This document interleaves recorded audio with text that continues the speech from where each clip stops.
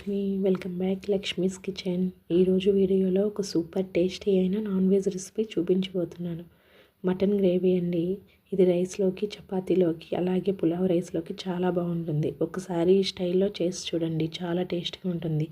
ఇక ఆలస్యం చేయకుండా రెసిపీ ప్రాసెస్లోకి వెళ్ళిపోదాం. ఇక్కడ నేను ఒక 1/2 kg మటన్ తీసుకున్నానండి.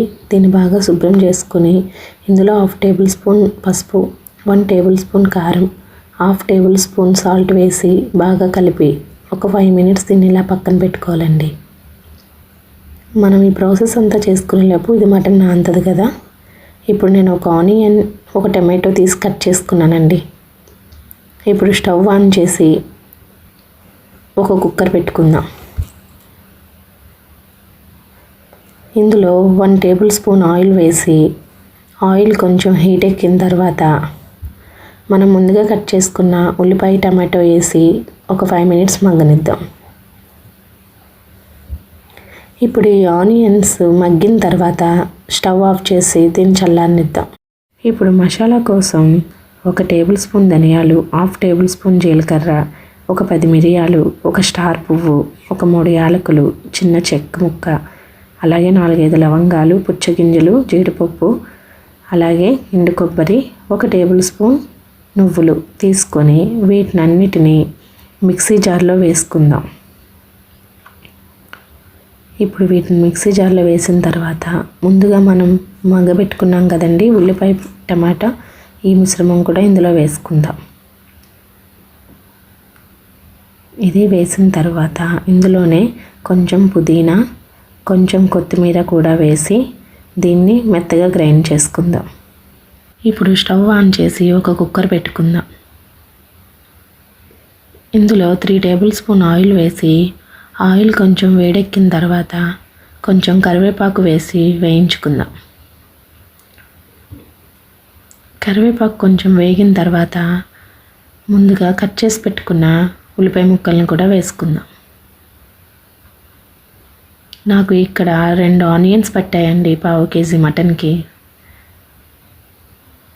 కొంచెం ఈ ఉల్లిపాయ వేగిన తర్వాత 1 టేబుల్ స్పూన్ అల్లం వెల్లుల్లి పేస్ట్ వేసి పచ్చివాసన పోయే వరకు వేయించుకుందాం. ఇలా అల్లం వెల్లుల్లి పేస్ట్ వేగిన తర్వాత ముందుగా మనం రెడీ చేసి పెట్టుకున్న మటన్ ఇందులో వేసి కలుపుకుందాం.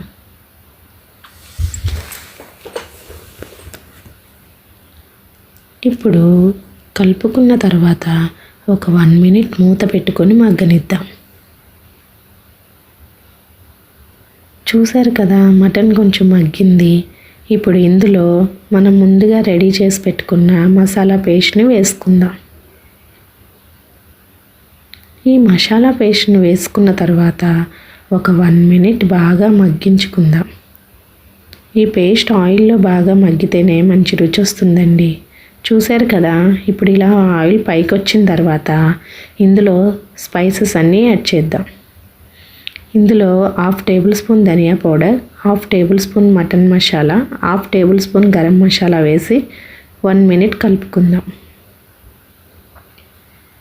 ఇలా కలుపుకున్న తర్వాత ఇందులో 1/2 టేబుల్ స్పూన్ కారం, అలాగే రుచికి సరిపడా ఉప్పు కూడా వేసి బాగా కలుపుకుందాం.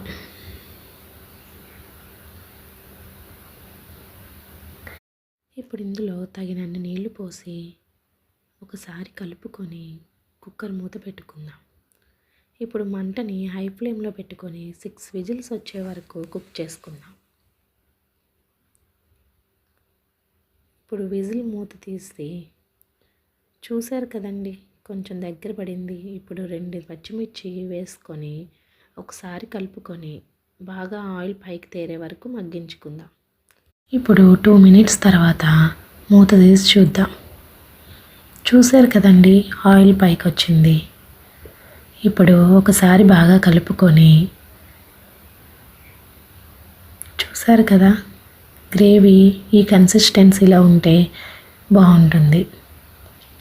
ఇప్పుడు ఇందులో కట్ చేసి పెట్టుకున్న కొత్తిమీరని వేసుకుందాం. అంతేనండి, స్పైసీగా మటన్ గ్రేవీ అయితే రెడీ అయిపోయింది.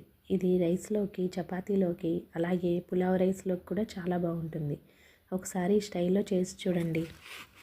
ఈ మటన్ గ్రేవీ కనుక మీకు నచ్చినట్లయితే మన ఛానల్ని లైక్ చేయండి, షేర్ చేయండి, సబ్స్క్రైబ్ చేయండి. అలాగే పక్కనే ఉన్న బెల్ ఐకాన్ని ఆన్లో పెట్టుకోండి.